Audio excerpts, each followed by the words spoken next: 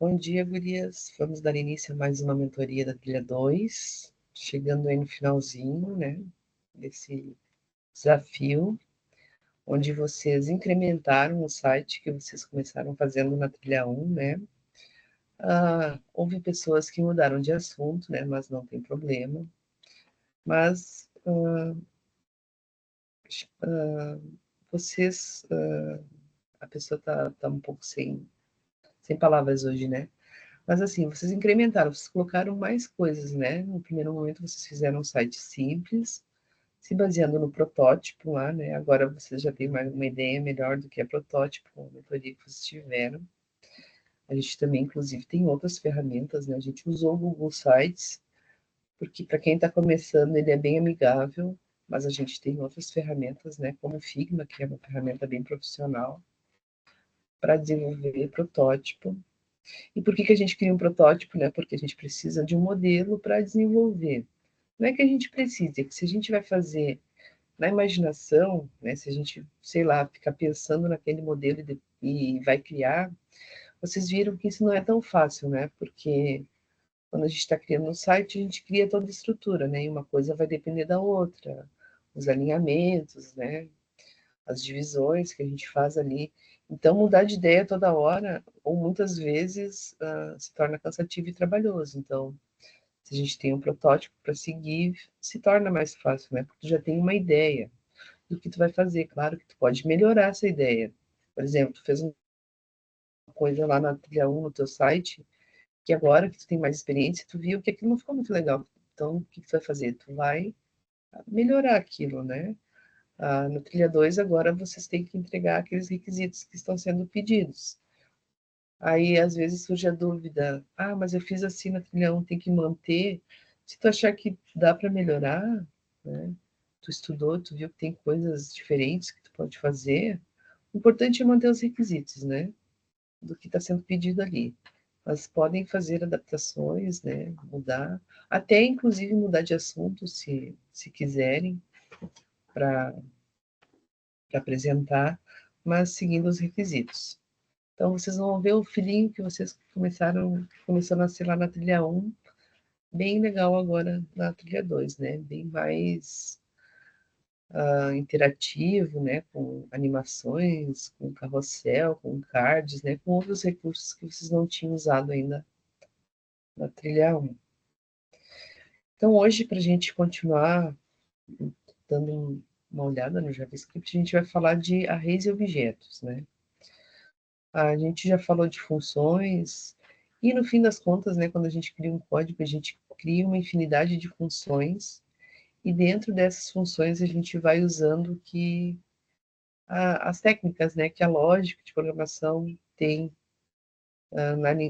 disponibiliza, né, para a gente usar na linguagem.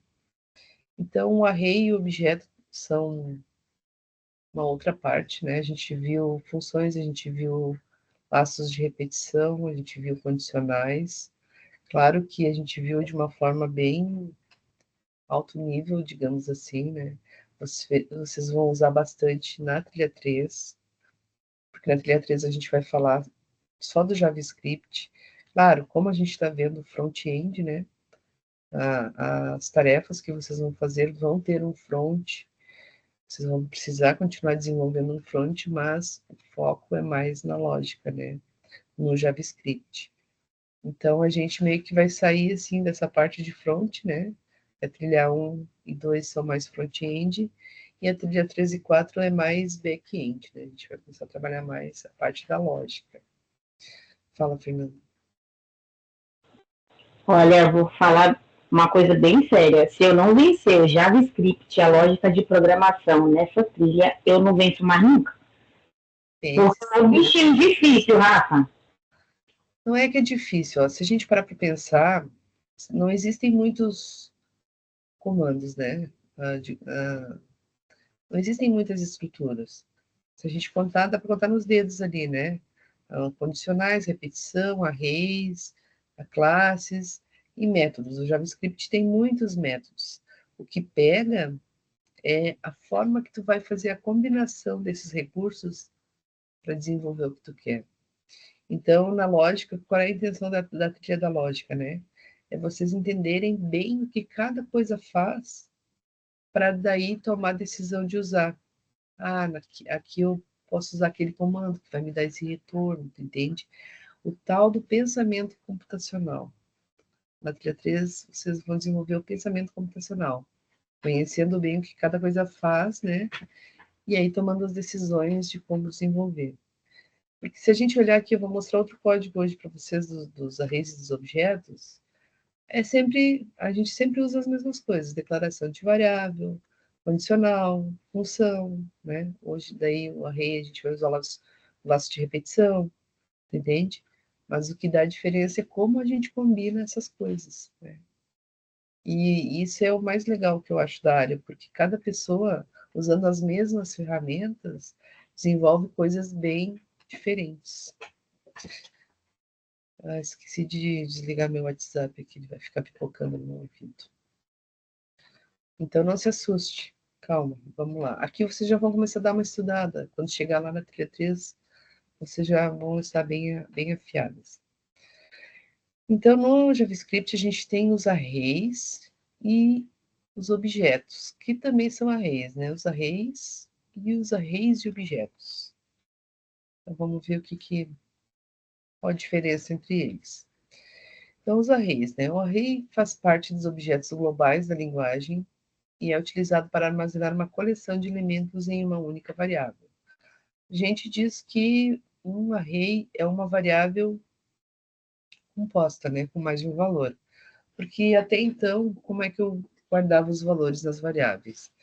Só um minutinho aqui.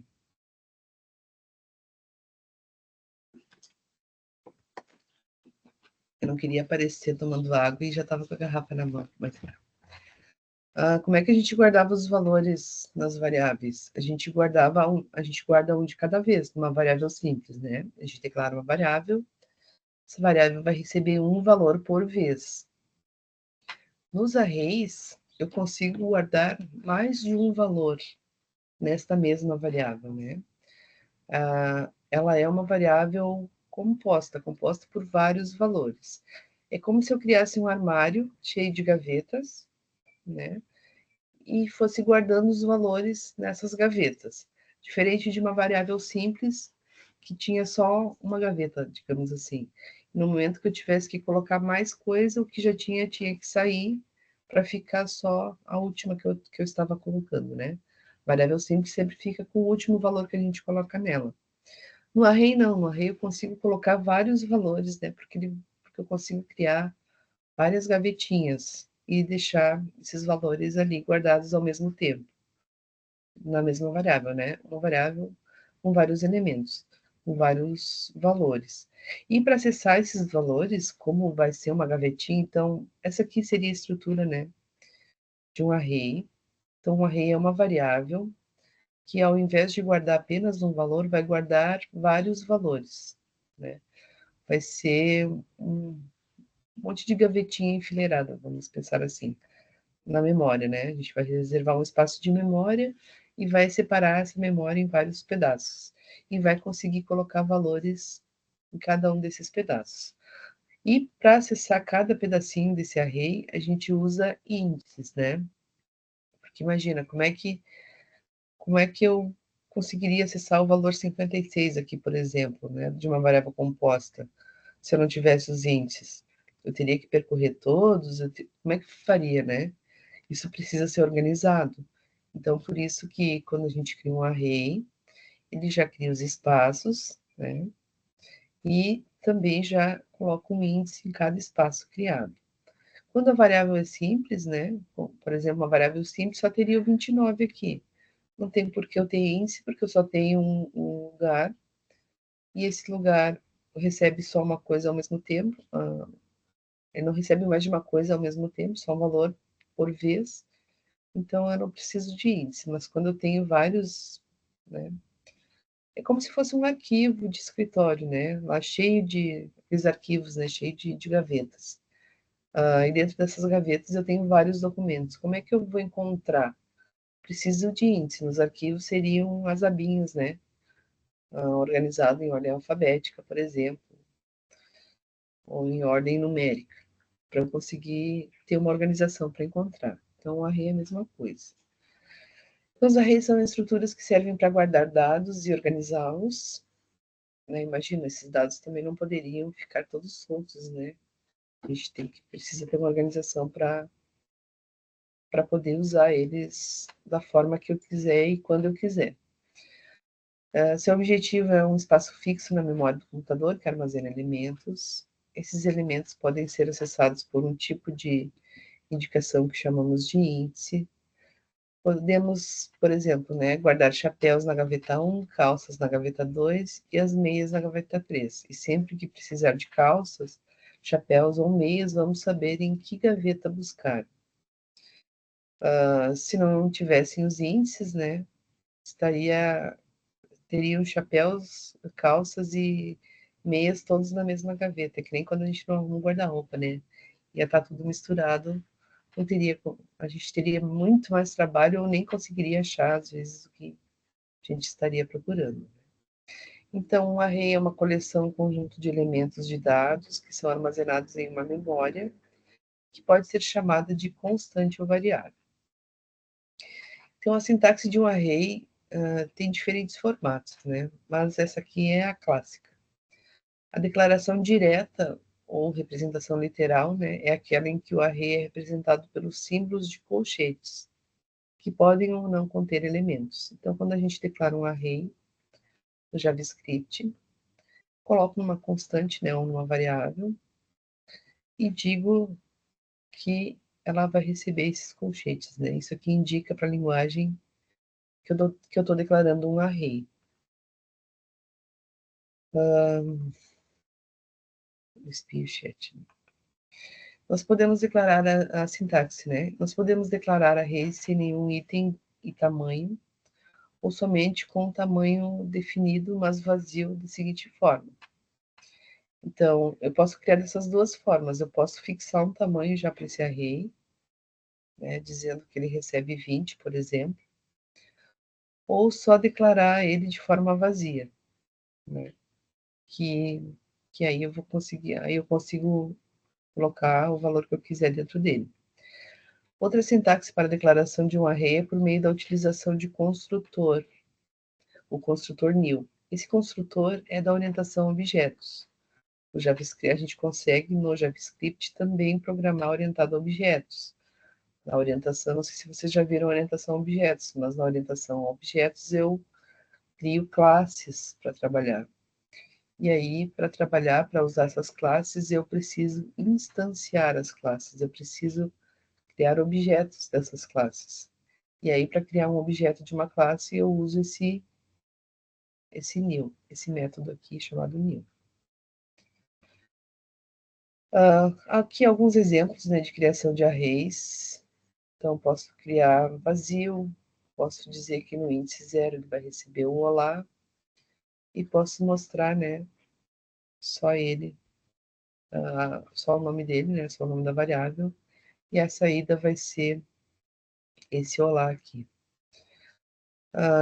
Posso colocar valores, mostrar também, né, da mesma forma os valores. Aqui eu estou criando um objeto, né, então eu estou criando um var array new, que vai receber um new array. Isso aqui daí é um pouquinho mais fora do que vocês estão acostumados a ver, né, porque é com orientação a objeto, mas dá para fazer dessa forma aqui também. A orientação a objetos é um paradigma, né, das linguagens de programação. Daria para fazer uma trilha inteira só de orientação a objetos. Então, fica muito vago eu falar assim, só pincelado, né, por cima. Se chamou a atenção de vocês, vocês podem procurar cursinhos, né, orientados a objetos, para ter uma ideia aí do que é isso. Ou não sei se vocês já viram na faculdade, né, também. Se vocês já tinham ouvido falar disso. O array bidimensional. Um array bidimensional nada mais é que um array que armazena outro array. Então, a gente pode ter um array dentro de outro array. Trata-se de um recurso muito útil em diversas situações. Então, eu posso criar um array, né, e dizer que na posição 0, por exemplo, ele vai receber outro array dentro. São coisas que eu consigo fazer na linguagem, né? Daí vocês devem pensar assim, mas aonde que eu vou poder usar isso? Quando eu quero guardar, por exemplo, uma informação mais completa dentro do array. O JavaScript aceita, né? Tipos diferentes de dados dentro de um índice de um array. Se eu fosse mostrar, né, as saídas, ficaria daí dessa forma, ao invés de um valor apenas, um conjunto de valores. Aqui a professora colocou o mesmo exemplo, né? Não, aqui com orientação a objeto. Aqui da forma simples, né? Da forma estruturada, digamos assim, né? E aqui da forma orientada a objetos, que é praticamente a mesma coisa, né? O que vai mudar é esse new aqui, para a gente criar um objeto de uma classe. Acessando os elementos de um array. Nos referimos a um elemento do array referenciando o número de índice, né? Então, como eu falei antes, lá no início, quando a gente cria um array, a gente vai criar um espaço de memória dividido em pedacinhos. Cada pedacinho vai ter o seu indicador, né? Para a gente poder dizer na linguagem qual dos pedacinhos a gente quer acessar. A gente chama esses indicadores, né, de índices. Então, quando a gente quer mudar alguma coisa em algum lugar, a gente vai sempre referenciar o índice, né, para fazer essa mudança. Essa declaração acessa o valor do primeiro elemento de um array, por exemplo, chamado carros. Então, aqui nesse array carros, se eu quiser colocar alguma coisa no índice 0, especificamente, eu já indico diretamente o índice 0, né? Então, essa declaração aqui, por exemplo, modifica o primeiro elemento do vetor carros. Então, aqui no índice 0, ele está recebendo esse carro chamado Opel, né? No vetor carros, que já tem o Saab, o Volvo e o BMW. Ou também lá pelo HTML, né? Pegando lá o valor pelo HTML, pelo ID, e colocando na posição que eu quero. E aqui, se eu quisesse mostrar, né, acessar todo o array também, eu só simplesmente chamo ele como variável.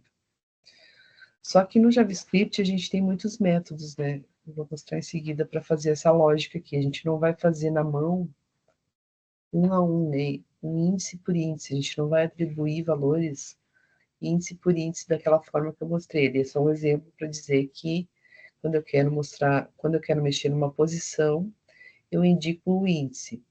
Normalmente a gente faz isso através de laços de repetição, né? Nós vamos falar aqui antes do array de objetos. Então, a gente estava vendo os arrays, né? Simples. Os arrays de objetos são um tipo especial de... arrays são um tipo especial de objetos, mas os arrays de JavaScript são melhor descritos como arrays. Quer dizer o que é isso? Que mesmo que seja um array de numérico ou um array de objeto, a gente sempre chama de array. O JavaScript permite um array de elementos de tipos diferentes. Então, né, como eu mostrei antes lá, não necessariamente a gente vai ter um array com um único valor em cada posição. O JavaScript aceita que a gente coloque mais de um valor em cada posição. Então, por exemplo, aqui a pessoa está recebendo a posição 0, 3 valores, né? Como pode receber se o array fosse do tipo numérico, apenas um valor? Então, por exemplo, eu posso ter um array de objetos. A diferença de um array simples para um array de objetos é que quando ele é de objetos, ele tem chaves dentro para descrever cada objeto. Então, podemos representar esses carros como um array da seguinte forma. Eu vou ter o let, a declaração, né, da variável aqui, que vai receber um vetor que são os colchetes. Mas dentro desse vetor, em cada posição, ele vai receber um objeto ou objetos. No caso aqui, ele está recebendo mais de um objeto. Então, abre chave e descreve o primeiro objeto. A cor é purple, né, desse primeiro carro aqui. O tipo é uma minivan. o registro, né? Também está usando orientação objeto aqui, o new date, para fazer uma cópia, né, da classe date, que já tem na linguagem, para pegar a data e a capacidade. E aí depois descreve o próximo. E assim a gente colocaria todos esses carros dentro de um array em formato de objetos. E aí a gente chamaria esse array, né, de array de objetos. Como utilizar os objetos no JavaScript? Então, nós utilizamos objetos para agrupar valores que possuem propriedades e funções. Podemos, por exemplo, fazer uma analogia aos objetos do mundo real. Um carro que possui cor e marca, ele também realiza ações como acelerar e frear. O que isso quer dizer, né? Que quando eu crio um array simples, só um array, não um array de objetos, eu estou colocando só valores. Quando eu crio um array de objetos, que eu começo a usar a orientação, né? Porque quando eu estou falando em objeto, estou me referindo a uma classe, e quando eu estou usando um objeto, eu instanciei esse objeto de uma classe. Vocês já viram orientação a objetos? Só para eu saber se eu não estou tonteando demais vocês. Marcelo, Fernanda, Vânia. Alguém já viu? Já ouvi falar, mas nunca cheguei a ter nenhum estudo mais aprofundado, Rafa. Pouquíssimo mesmo. É porque daí eu estou pensando assim, isso que eu estou falando para vocês aqui pode estar soando esquisito, né? Se vocês nunca viram.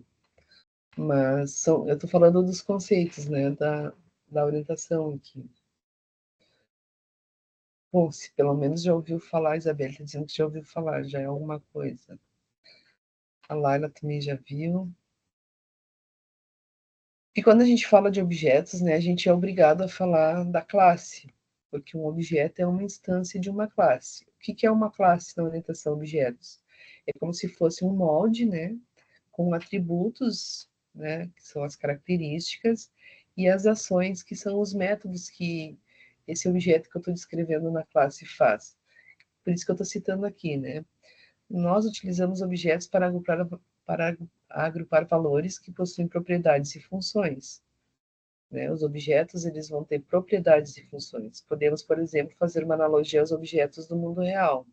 Sempre quando a gente está descrevendo, né, um objeto, a gente vai pensar nesse objeto relacionado ao mundo real. Por exemplo, um carro, né, que possui as propriedades de cor, marca, né, as características, né, seriam as propriedades, e também as ações que esse objeto realiza, né? Que o carro, um exemplo do carro é acelerar e frear. Então, quando a gente cria um objeto, a gente está descrevendo todas as propriedades e as ações deste objeto. Acho que vocês conseguem, né, ver a diferença de um array de string, por exemplo, que vai guardar uma frase, né, uma cadeia de strings, um array de números inteiros, um array de números reais, né, que são os floats. A diferença desses arrays para um array de objeto, né? A forma de guardar os dados é diferente.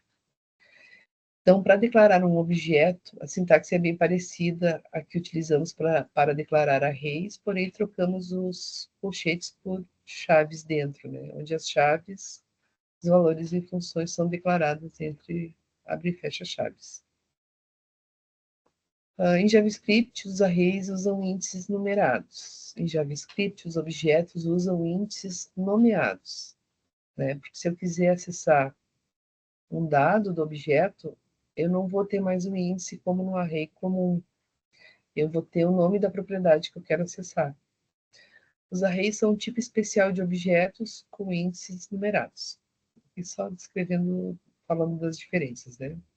Quando usar array e quando usar objeto? Você deve usar objetos quando quiser que os nomes dos elementos sejam strings, né, sejam textos.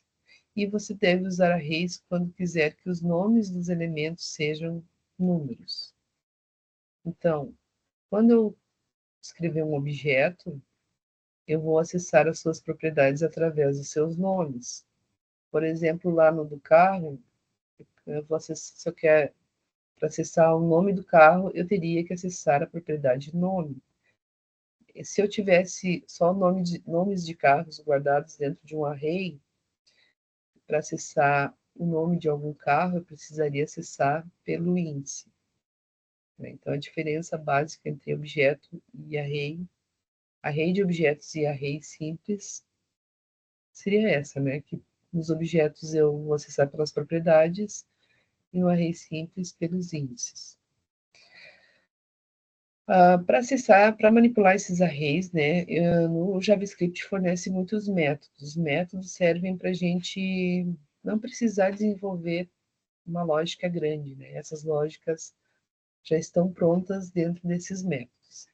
Então, os arrays podem ser manipulados usando várias ações conhecidas como métodos. Alguns desses métodos nos permitem adicionar e remover elementos, modificar os arrays e fazer muito mais com eles, né? A gente pode fazer muitas coisas só a partir dos métodos. Então, por exemplo, o método push. Os métodos são funções, né, então, né, pré-estabelecidas, usadas para realizar operações em objetos como arrays, strings e objetos, os arrays de objetos, né? Então, ponto push. O método ponto push é usado para adicionar um ou mais elementos ao final de um array. Então, olha só, se eu não for usar o método push, como é que eu teria que fazer? Eu teria que criar um for que percorresse todos os elementos do meu array e testar, né? Dentro do laço, testar se for o final do array, né? Eu teria que ter uma variável que estaria recebendo a última posição do array e testando. Se for o fim do array, coloca esse novo valor no final do array. Se não, continua procurando a posição final do array, né? Com o método push, simplesmente eu pego o nome do vetor, ponto, o método e o valor que eu quero acrescentar nesse array. Que o método já vai fazer tudo para mim. Tudo isso que eu falei, né? A criação do for, o teste para ver se era o último elemento do vetor. Então, esses métodos, a gente entendendo bem o que cada um faz, simplificam demais, né, a vida do programador, porque ele já tem todas essas lógicas prontas. Então, o push vai colocar um valor no final de um array. Então, dessa forma bem simples, né? Depois eu tenho o pop. Claro que a gente tem muito mais métodos, né? Que são os mais simples, que a gente usa, os mais corriqueiros, né? Para colocar valores no array. O pop, então, é usado para remover o último elemento de um array e retorná-lo. Então, só chamo o nome do vetor, né? Digo que, aliás, crio uma variável que vai receber esse vetor.pop. E essa variável vai receber o array atualizado, né? Inicialmente ele tinha 1, 2, 3, e depois, quando eu mandar mostrar, ele vai ter só 1, 2. Então, o pop vai só tirar o último elemento do vetor. Se não tivesse esse método, de novo, né? Teria que criar um laço de repetição, testar, né, se é a última posição, pegar o valor da última posição e excluir. O método ele já faz isso rapidinho. O shift. O método shift é usado para remover o primeiro elemento de um array e retorná-lo. Então, o pop retira o último e o shift retira o primeiro, né? Então, da mesma forma, aplicando o ponto shift aqui, ele retiraria o primeiro índice do vetor. O unshift, o método unshift é usado para adicionar um ou mais elementos ao início de um array. Então, o unshift, ele coloca, né, um valor no início do array. Então, só usar o método e dizer qual o valor que ele vai colocar o valor no array. O slice é usado para retornar uma cópia de parte de um array, especificada pelos índices de início e fim. Nesse exemplo aqui eu tenho um slice 1.4. Por que ele está mostrando 2, 3 e 4? Vocês conseguem enxergar?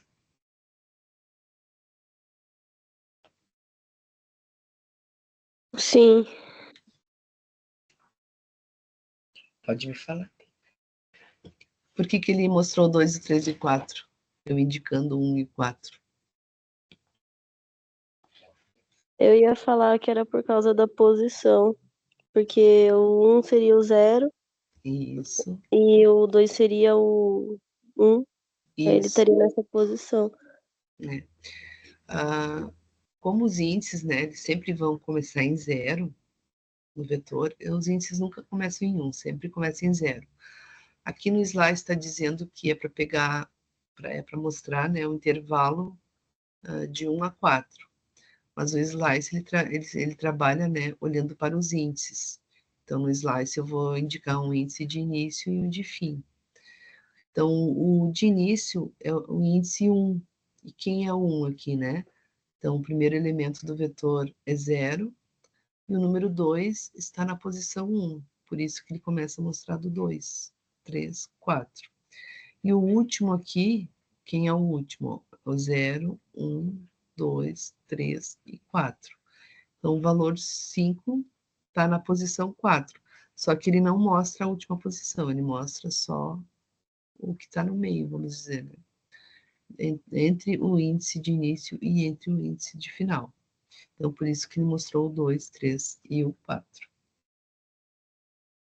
Né? Isso a gente tem que ter sempre em mente, né? Que o vetor começa em 0, o índice do vetor começa em 0. A gente também tem o método reverse, né? Que mostra o vetor na ordem invertida. Então, eu vou ter dados guardados de uma forma e posso, em algum momento, mostrar ele de forma invertida.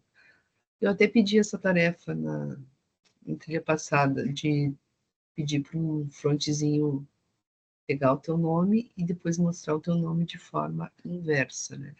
Bem simples de fazer com o método reverse. A gente falou de início do vetor, né? O início sempre é 0. E quem é o final do vetor? A gente tem essa palavra reservada length, tem até, né, um monte de meme, porque a gente sempre troca na hora de escrever o T pelo H, o H pelo T, a gente nunca tem certeza de quem vem primeiro, né? Se é o T ou se é o H. Mas a propriedade length de um array retorna o comprimento de um array, o número de elementos que ele tem. Então, eu não preciso ficar cuidando e contando quantos elementos esse vetor vai ter, porque usando o length, ele já faz isso para mim. Então, por exemplo, aqui eu tenho um vetor de frutas, né, banana, laranja, manga, e frutas.length. Esse length vai retornar, né, o length de frutas, se eu fosse mostrar, daria como resposta 4, porque o length vai contar, né, vai sempre ter atualizada a posição, as posições, né, o tamanho do vetor, posição, né, o tamanho do vetor. E como é que a gente intera, né? Falei lá no início sobre os itens de um array. Então, a melhor maneira de percorrer um array é usando um loop for e usando aquele length lá que a gente viu, né? No slide anterior. Então, aqui eu tenho um vetor de frutas, eu tenho a variável flen que está recebendo o frutas.length, que está guardando, né, o tamanho desse array, um text que está recebendo uma tag, e aí um laço de repetição. O i, né, o índice do laço vai começar em 0, enquanto essa variável i do laço for menor que o tamanho do array, ele vai fazer i mais mais. Então, enquanto não chegar no final do array, esse laço vai ficar executando e vai ficar repetindo. Vai ficar repetindo o quê? Eu estou mostrando aqui na tela uma lista, né, de frutas. Então, primeiro ele vai mostrar o text tem o L, né? Então, ele vai criar uma listinha ordenada na tela. Vai mostrar primeiro a posição 0, né? Porque o índice está começando em 0. O que eu tenho na posição 0? A banana, né? Ele vai mostrar banana, depois ele vai mostrar laranja, depois ele vai mostrar maçã, depois vai mostrar manga, por exemplo, tá? E aí um saiba mais aí com vídeos, né, mostrando e falando mais sobre os arrays de objetos, Mozilla lá, que é a documentação oficial, né, das linguagens, o W3 School também, né, que vocês podem praticar. E aí, bem rapidinho, que eu já estou quase estourando tempo aqui, eu queria só mostrar um código, né, para mostrar mais ou menos isso que a gente falou. Deixa eu mostrar minha tela aqui.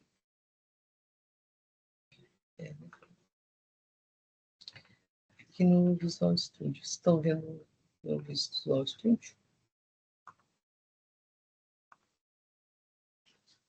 Sim? Sim.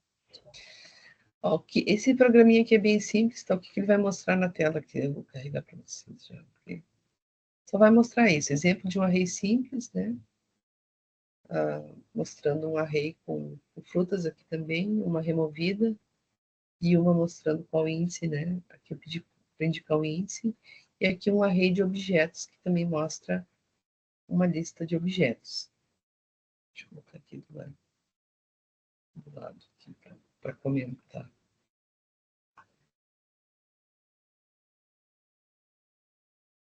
Aqui. Eu botei tudo junto no mesmo arquivo, porque para mostrar assim fica melhor do que ficar pipocando de um arquivo para o outro, tá? Então aqui tem um CSS quase nada, né? Só para organizar aqui o posicionamento deles na tela. O meu HTML só tem uma div com o título, né? Exemplos de arrays. Um evento, um clique que chama uma função chamada exemplo 1, e o outro, outra divisão, né, com outro H2, com outro evento chamando outra função. Eu sempre gosto de repassar mesmo, que a gente já tenha visto 1000 vezes isso aqui, para a gente ir relembrando, né, o que é cada coisa. Isso aqui é um evento, até para a gente ir treinando, assim, sabendo do que a gente está falando, né. Mas isso é uma mania minha, tá, de fazer isso. Então, aqui eu chamo duas funções e tenho aqui uma div, né, com ID saída, que é para mostrar esse conteúdo aqui depois que eu clico no executar, né.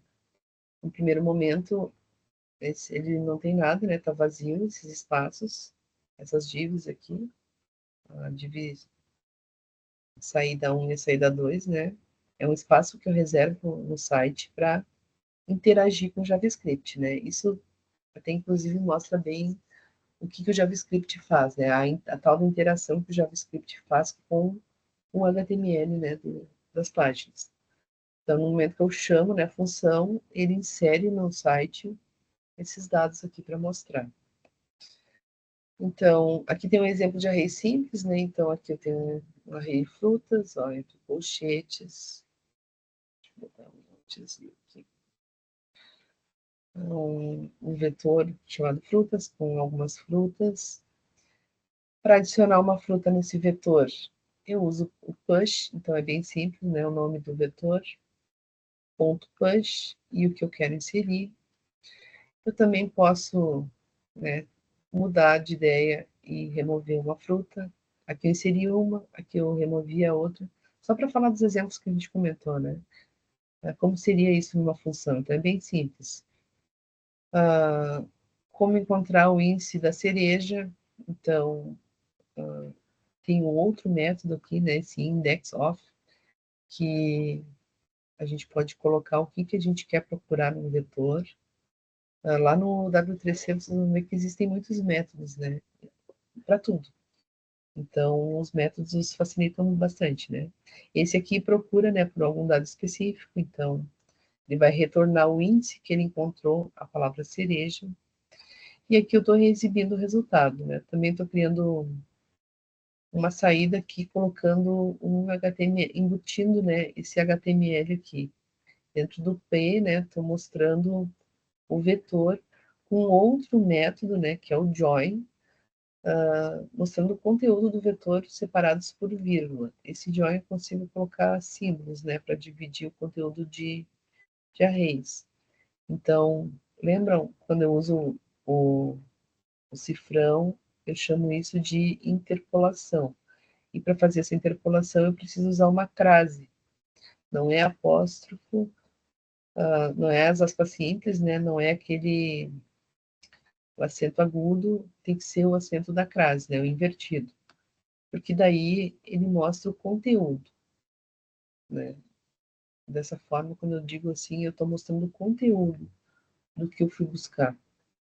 Porque eu poderia, né, colocar numa variável e depois mostrar essa variável.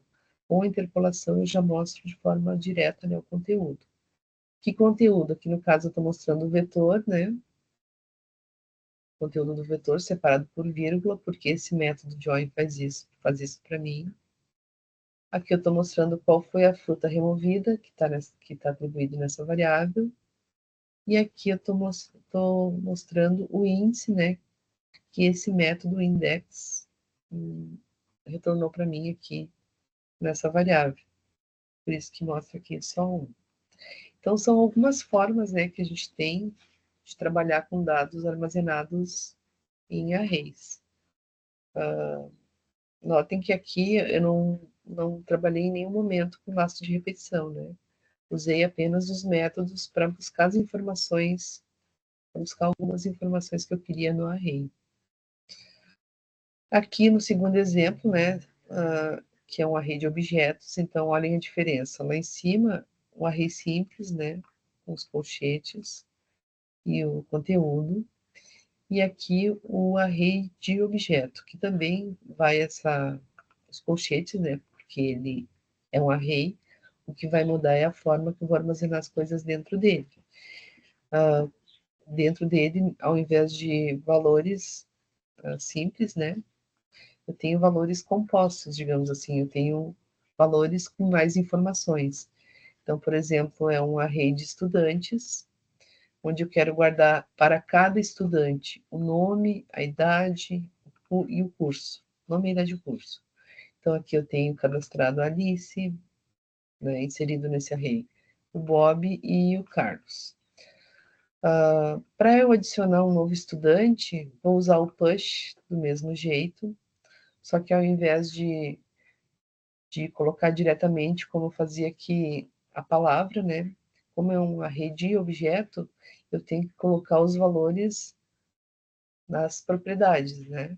Então, no push aqui, eu tenho que dizer que no nome eu quero colocar a Diana, na idade eu vou colocar essa idade, e no curso eu vou colocar esse curso, tá? Não só ponto push Diana, por exemplo. Não, eu tenho que indicar, né, aonde cada dado tem que ser colocado. Para atualizar, então eu posso atualizar uma parte só daquele objeto, né? Não precisa, por exemplo, aqui o Bob trocou de curso. O que o Bob fazia antes? O Bob tinha matemática. Quero atualizar essa matemática para um curso de estatística. Então eu tenho que dizer que na propriedade, que dentro do array, quando o nome for igual a Bob, né, tenho que indicar aonde eu quero mudar. Eu quero trocar o curso dele, né, no bob.curso, então eu vou achar o Bob, e no bob.curso, né, na propriedade curso, que está dentro do objeto Bob, do objeto onde tem o nome Bob, eu vou mudar o curso para estatística.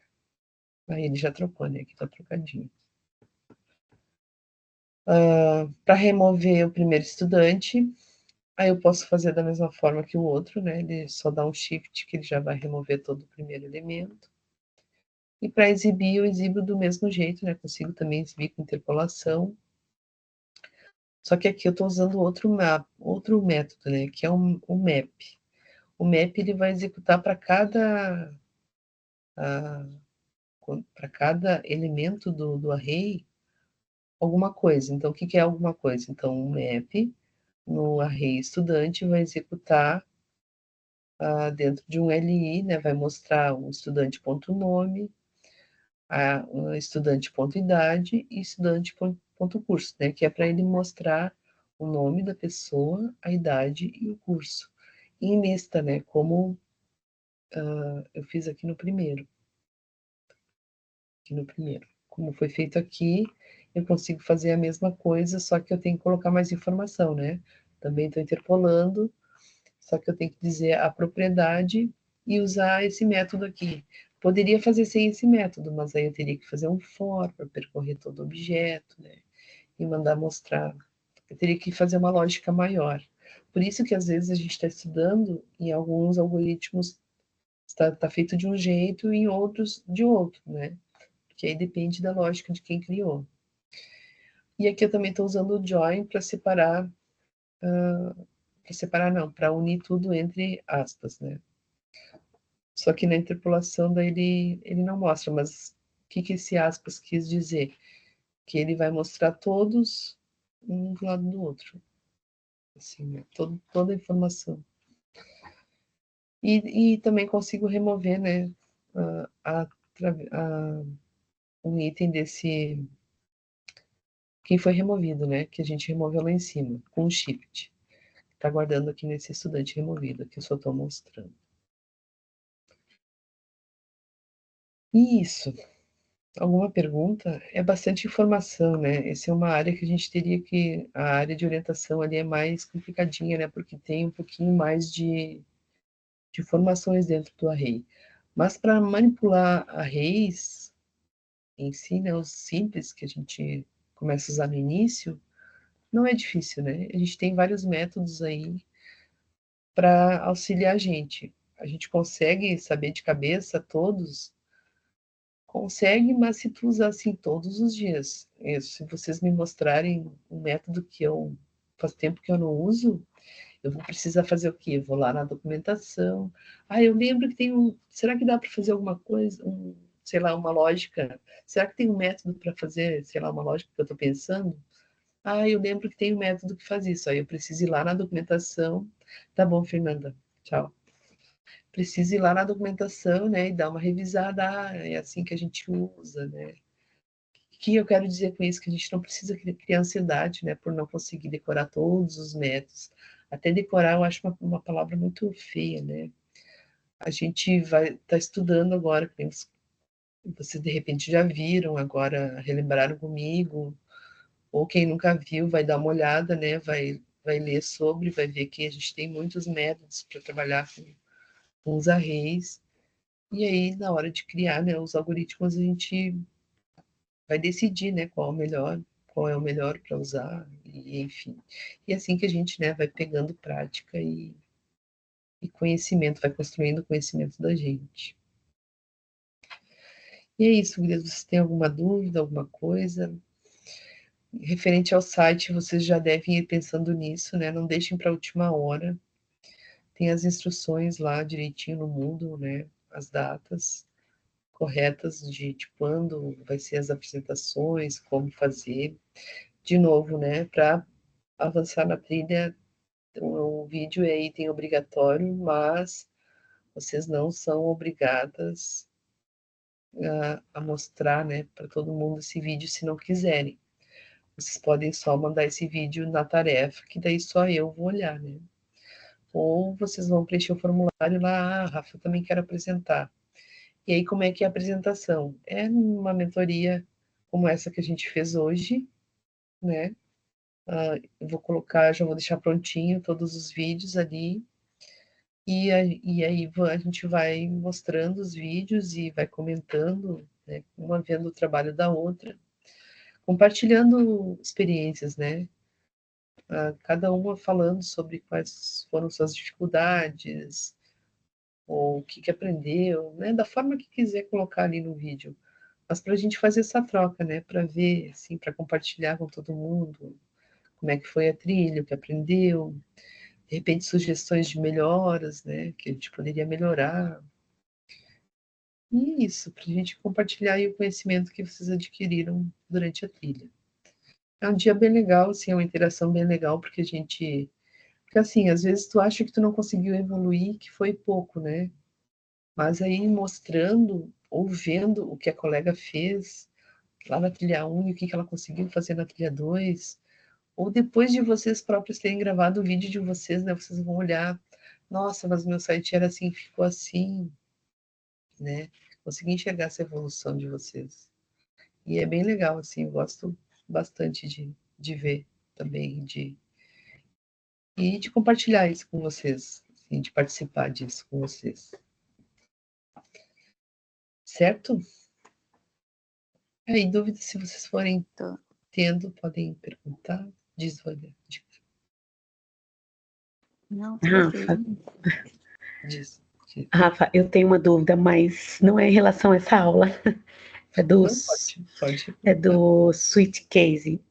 A minha dúvida é, se eu coloco uma escreveu lá do mês 1. Só que lá embaixo, no caso seja 1, vai aparecer o nome janeiro, seja 2, fevereiro. Eu estou fazendo e ele só imprime na tela janeiro, janeiro, janeiro, porque eu coloquei a variável 1. E eu queria entender porque eu não consigo colocar, vamos supor, as variáveis de 1 a 12. Ele não está imprimindo na tela os meses, só janeiro. Posso colocar 5, 10, só janeiro. É que assim, ó, no Switch Case, tu vai colocar o valor que o usuário forneceu, né? Uhum.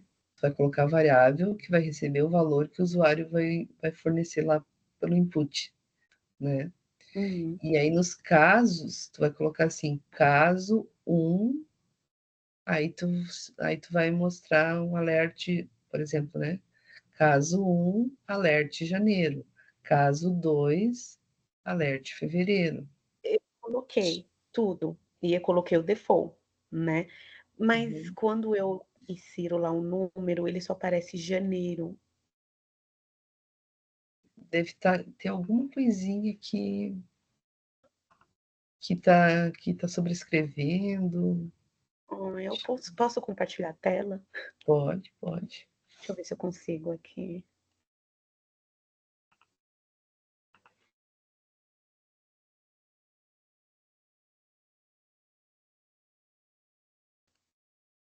Ai, vê se aparece aí, Rafa. Tá aparecendo uma tela azul. Isso, tá vendo? Deixa eu carregar ela. Ó, coloco 1 janeiro. Então, só tá Eu aparecendo a tela 1. Não tá aparecendo. aparece. O teu código lá, como é que tá teu código? Ai, deixa eu.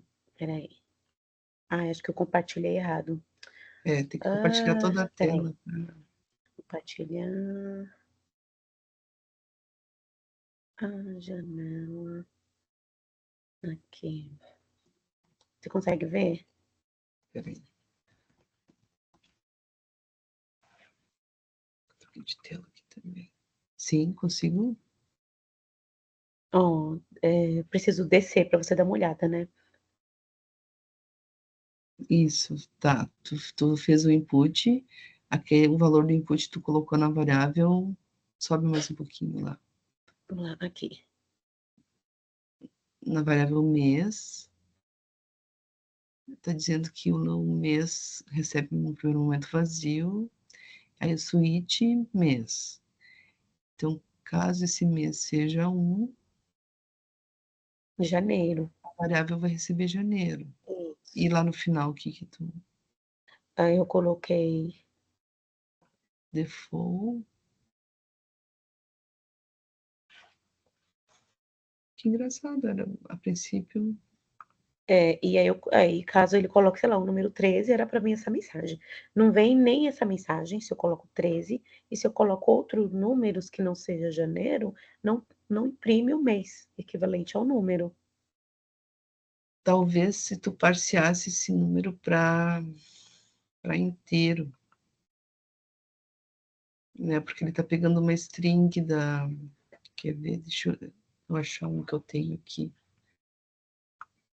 No Que eu caso, eu tenho. escreveria 1 em stencil. Não, é que assim, quando a gente usa o prompt, ele captura tudo como string da tela, né? Uhum. E aí a gente converte. Olha esse exemplo aqui que eu botei no chat. Aqui fica meio bagunçado, né?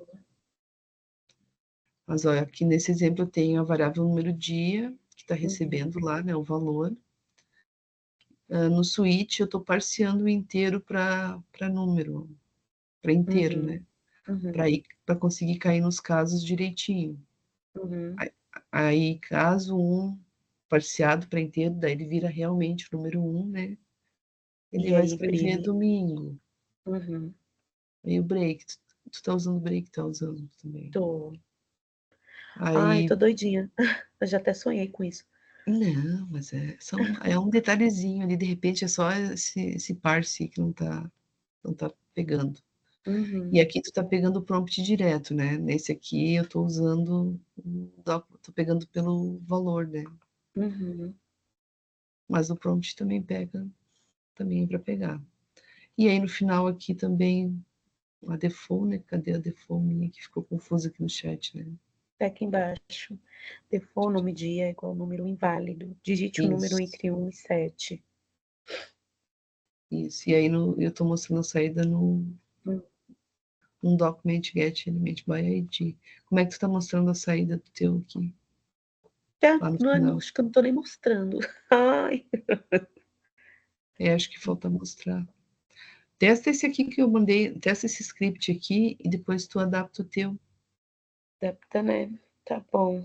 Tá, já, essa noite eu sonhei com isso, professora, olha. Não, mas é só um detalhezinho aí que a gente apanha às vezes quando tá começando. Uhum. Então tá Não bom. fica... Mas ele Você chega vai... a pedir o valor para o usuário, tu não viu? Sim, ele pede. Ele pede. Porque a estrutura do switch está certinho. Ele Só... pede assim, escolha um número equivalente ao mês do ano, né? Abre aquela mensagem. Aí a pessoa digita lá um número e dá lá um Por que tu ok. botou esse 1 ali na frente? Do let mês? É. É que eu, baseado no exemplo, eu fiz isso da apostila. Tira esse let mês ali, tira esse 1 ali, ponto e vírgula. Deixa só o prompt aqui. Isso, assim. Compila, vamos ver. Vamos ver aqui. Dá um Open Live Server aí. Clica com o botão direito aí. Ó, ele não vai. Não, o meu Live Server não funciona. Eu tenho que ir Não? direto. Não. Se eu coloco 3, um exemplo, ele fala, o ano possui 12 meses. Por favor, escolha o número correto. Ele não puxa, não imprime o março. Ó, eu ponho ele não imprime. Agora ele tá vindo só a frase, como se eu tivesse colocado um 13, um 14. Ah, tá. É que a gente não tá vendo a tela. Tá vendo só teu Visual Studio. Ele não imprime na tela.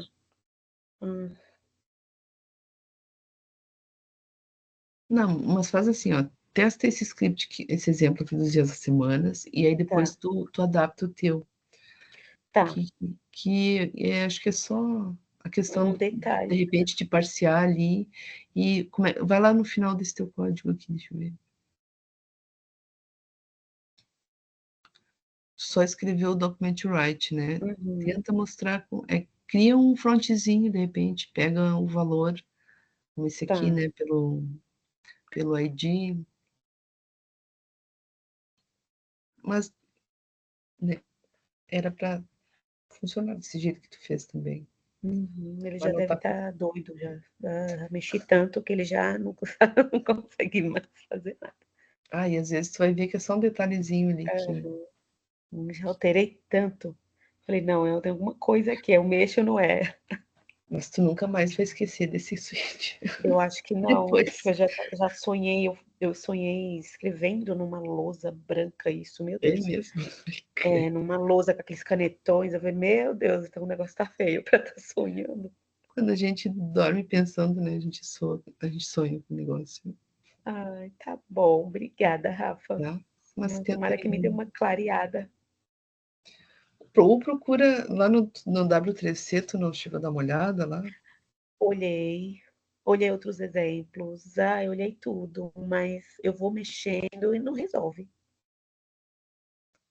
E de repente faz com o ID, Tá. pega pelo ID, que daí... Por isso que a gente Uhum. tem as IDs, né? É uma forma mais segura de pegar os valores, assim, para dizer exatamente, né, quais valores a gente quer pegar. Verdade. Tá Tá bom, bom, gurias? obrigada. Um beijo. Laila tá digitando. Estamos indo, Laila. Um beijo e bom fim de semana. Bons estudos e qualquer coisa vão perguntando lá no site, né? Marcelo, se tu também não conseguir resolver, coloca no fórum lá ou coloca no grupo para outras pessoas também poderem te ajudar ou eu te ajudar. Não fica assim com o que eu quero dizer, não fica só para ti com essa dúvida, né? Essa é a ideia também dos grupos, né? De repente, alguma coisa que eu não enxerguei ali, outra pessoa enxergar, e te dar dica, né? Ah, faz isso, né? A gente compartilhar, né? Essas dúvidas aí com todo mundo, tá? E se ajudar, né? Porque às vezes até tu explicando uma coisinha para outra pessoa, tu entende melhor, né?